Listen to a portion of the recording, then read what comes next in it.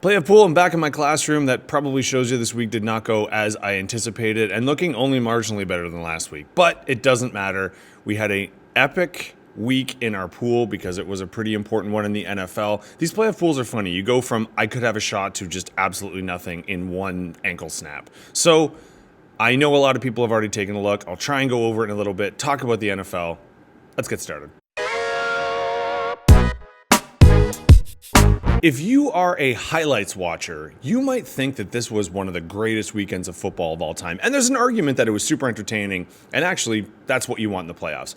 If you are a football purist, you are probably arguing that this was not necessarily amazing football, at least in the sense of a team playing 4 quarters, or a player having a good 4 quarters. Even some of the players that rang high on our pool list didn't have the greatest games of all time. It was a turnover factory in general. So normally you turn the ball over a couple times and your team is out of it. But when you turn it over a couple times and the other team turns it over way more, apparently you still got a shot at it. The overall record, from what I can understand, about 2016, Brian Hoyer was responsible for 5 total turnovers. Last year we had Goff with 4. This week we had 2 quarterbacks with 4. CJ Stroud, who just kind of played his way out of Houston. I mean, New England's just grateful that their run continues.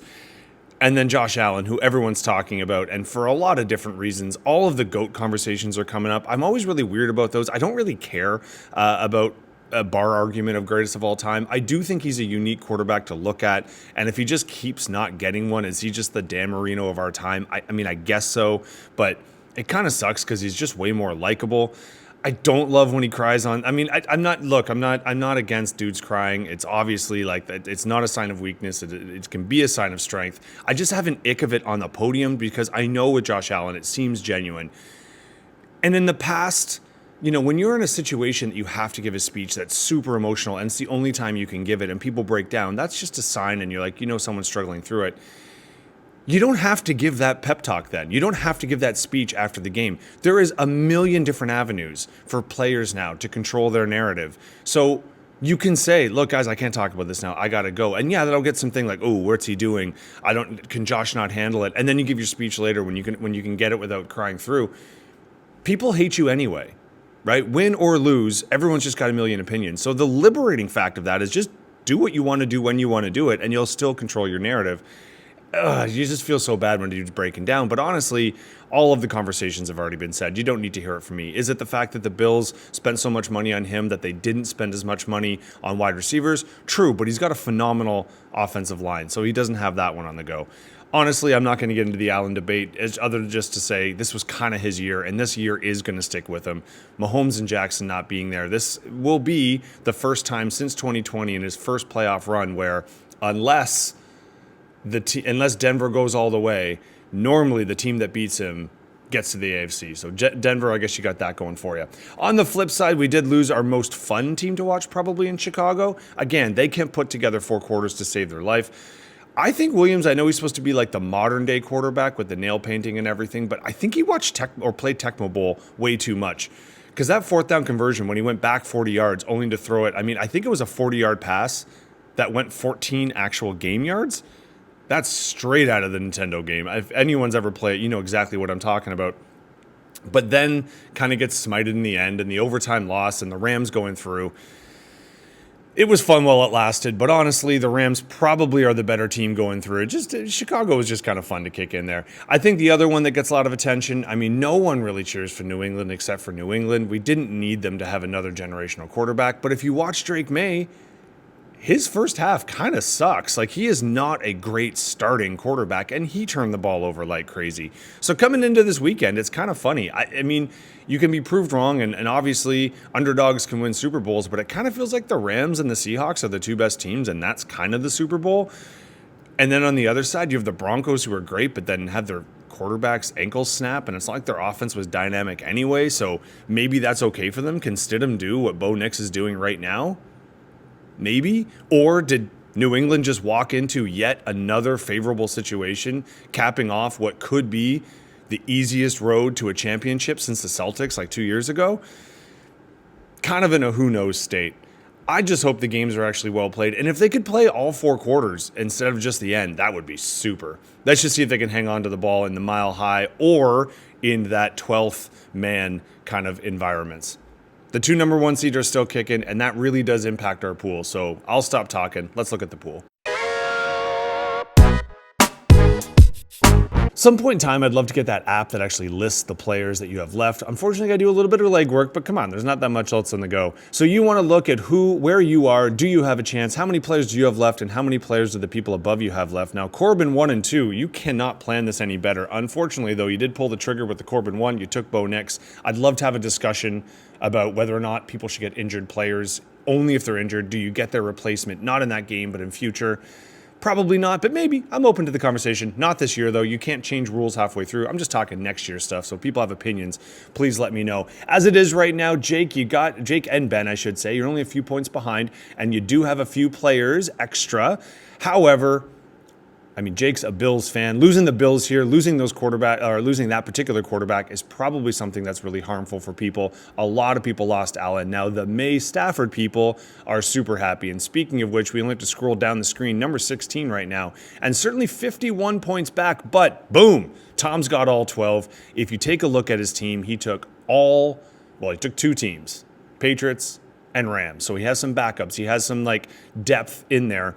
If those 2 make it, it really comes down to just catch-up time. Does the role players that he took outweigh the great players from other teams that are already out? And that's going to be a cool mathematical situation. Also raises a question. We've never had someone walk into a Super Bowl without losing a player yet.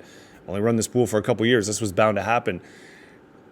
I'm kind of inclined to say you should get the 13th player. I know the argument that your 12 players, that's your reward, the fact that you had 12 all the way through. But if everyone else in the pool gets the 13th and you get punished for picking the 2 right teams, I don't feel good about that. So I probably would let him, if those 2 teams go through, still grab a 13th player.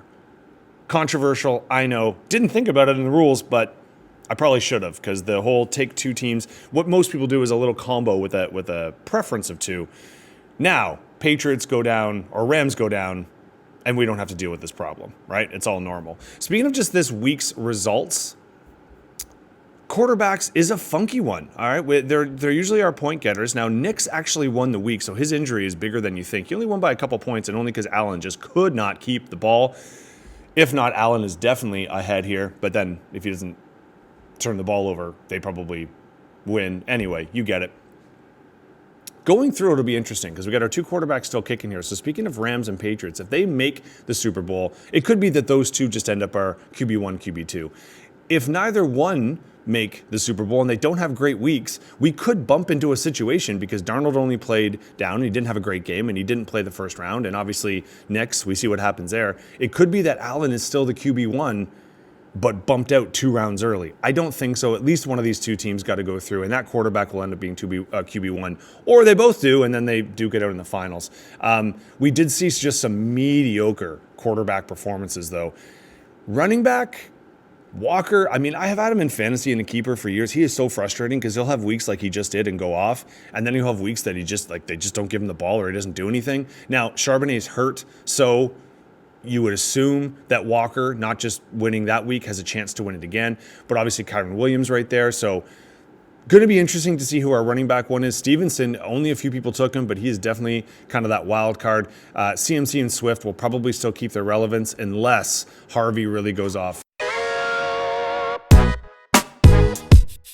Well, that was new. Just got my room bug sprayed. I guess that's a good thing. Anywho, probably just a sign I need to move on because the running backs have been a little bit disappointing in general. And like I said, if Harvey and Corin can come up, they might be a fight, but it looks like our 1 and 2 fight is right there. In the same vein, we haven't had a phenomenal offensive playoff so far. Nakua, obviously he was not only one of the most common people taken, but for a reason. Other than that, none of the big wide receivers. If we look, Mims had the best week. Kincaid. Booty, I don't know. So far, no one's cashing in on most of these guys. Some people had Kincaid. We keep going down. Diggs was by far the most common well-performing wide receiver of the week. And you got to keep going down until we get to JSN well down the order. So if we look at the overall, Nakua seems to have the lead. Kirk, Moore, Kincaid, obviously, they can't do a whole lot more. We got that New England guy, like I just mentioned. He's had an okay week and then a good week right after. So let's see how it goes, because wide receiver, we know it's a boom and bust in a lot of places. Would Adams having a 2-touchdown or 3-touchdown game really be outside of the norm? Absolutely not. So let's wait till we judge the wide receivers, but just taking a look at the point variety, I mean, we've got some people that were taken by a lot of people that just haven't done a whole lot yet. JSN, I'm looking at you. But let's see what the next week brings. We're on our final 4, which means after the next video I'm going to make, we will be down to our Super Bowl matchup. It also will mean I can go into a lot more detail about who has a shot to win, because that way we can kind of see who's got what in a more dynamic way. Feel free to scour, though, and take a look and see what you need to get up to the top 3. For those like myself, where you're like, it's a wing and a prayer, it was fun while it lasted. Anywho, good luck this week, folks.